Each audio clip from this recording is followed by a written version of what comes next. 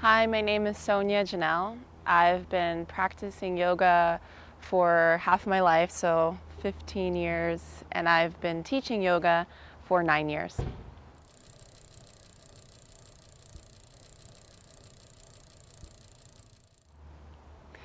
Yoga nowadays means a lot of different things to a lot of different people. Traditionally, yoga is a practice of union with spirit, with God consciousness, with the oneness of all of life. And we have physical practices, meditation practices, vibrational sounding practices that help to align us in a way that we can more clearly remember and feel this state of union between the self and all of life. So yoga is defined as union, yoking together those disparate aspects of the self.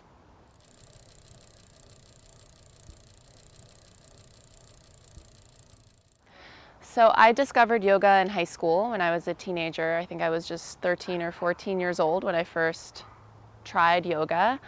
I had heard about it from books that I had seen at the library and on shelves, and I had sort of seen it, but I didn't really start practicing until I was about 14 or 15. And I just tried it with a friend. It was a yoga class at a gym, and I was working out, and I was just interested in being like fit and healthy.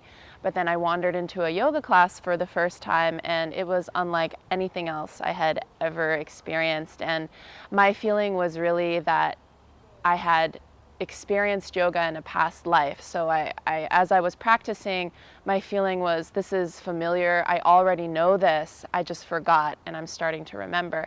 And I was very young, but because of that recognition, I just decided I have to do this, and there was no looking back. I stayed with it ever since.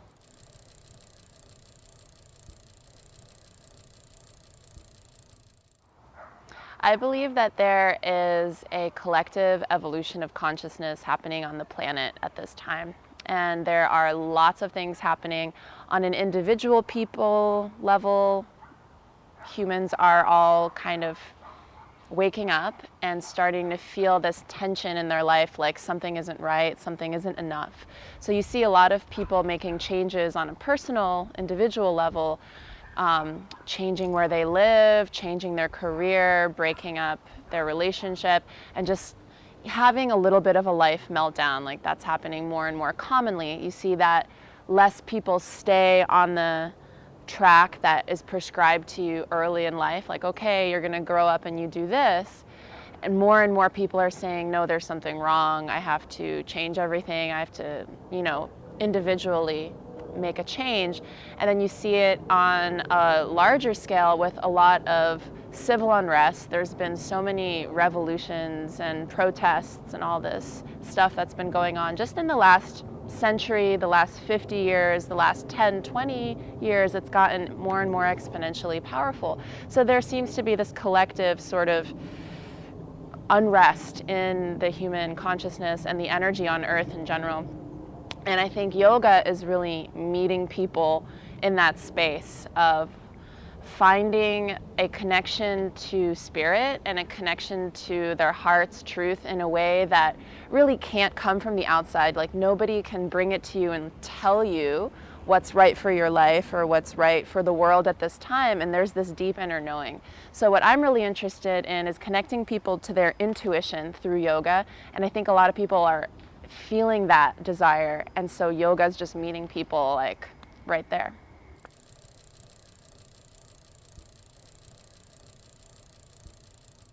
Yoga is evolving and changing as we evolve and we change. Originally, the word yoga, the Sanskrit yoga, and the original traditional yoga that comes from India and the Far East arose as a set of spiritual practices seeking to unite the individual and with God or spirit and consciousness, and has evolved, I think, into a way of life for modern people. So there's a way to be spiritual and a way to connect with that aspect of life and still be in your body, in the world, have a job, still be human on earth. So I think yoga is coming from inside all of us and just this natural recognition of wanting to be both in the world, in a human body, and also have a spiritual life and be connected to something more. So yoga is just sort of the natural evolution of that desire.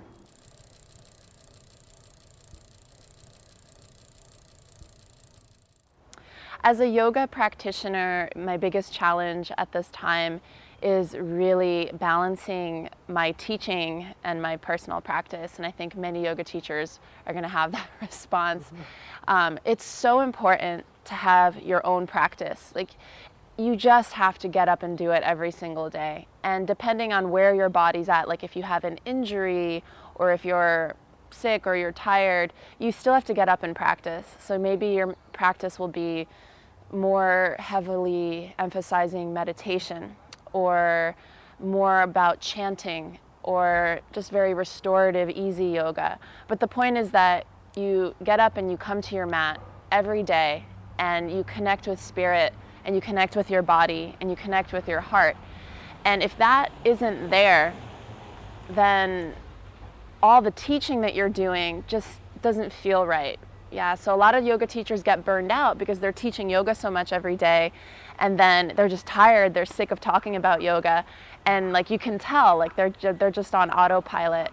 And I really want to avoid letting that happen. So for me, it's been a really strong commitment to just keep showing up in some way a little bit every day as a yoga teacher and as a practitioner, as a student always.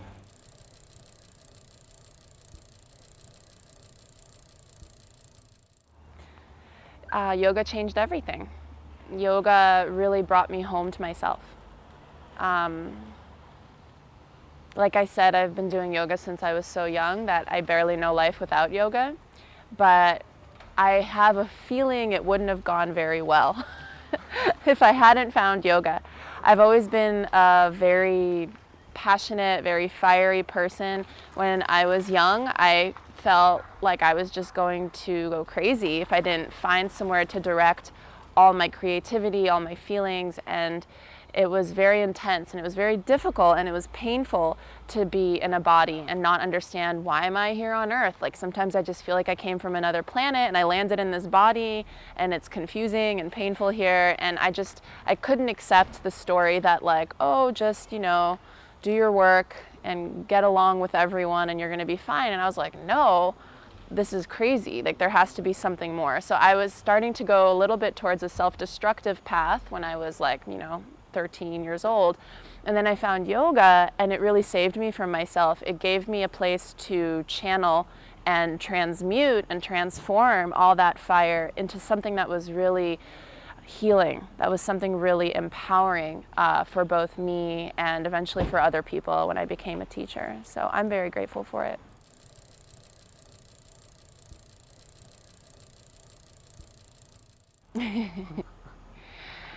I don't know. I'm sure that being a yoga teacher is just like being any other person in the world. I am very grateful to be a yoga teacher because I get to really do what I love every day. And it isn't easy, especially in San Francisco and the Bay Area where it's pretty expensive to really be an artist and be a teacher and be a creative person and still make enough money to survive. So I felt very strongly that if I was going to do this, I was going to do it very well. And I was like, okay, I really want to be of service in the world. I want to show up for everyone in a way that is really valued. And I just trust that I'm going to be supported in that I'll eventually make the money. And in time I did, but it took a lot of commitment. So I think being a yoga teacher is just like anything else. If you really want to do what you love, you have to show up every day and work really hard, even when it doesn't seem easy or it's not coming. It's like, well, this is what my heart is really calling me to do. And then keep coming back to your practice. Don't stop practicing.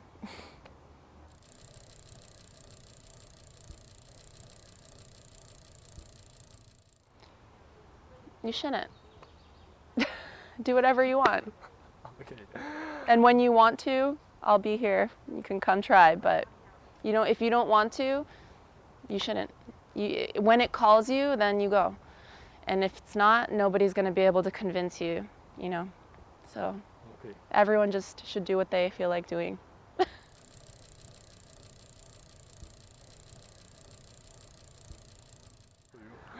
I don't have a favorite asana. I really don't. It changes, you know, and it's really my favorite thing to do is to listen to my body and really allow the form to reveal itself. So lately I've really been enjoying being upside down. Like I just really like being in headstand a lot lately. It's been very just grounding and healing for me to go upside down. So lately in particular, headstand has just been enjoyable for me, but my favorite asana is whatever asana is inspired in the moment, and then listening, and that's what's really important. Okay, great stuff. Thank you, Sonya. You're welcome.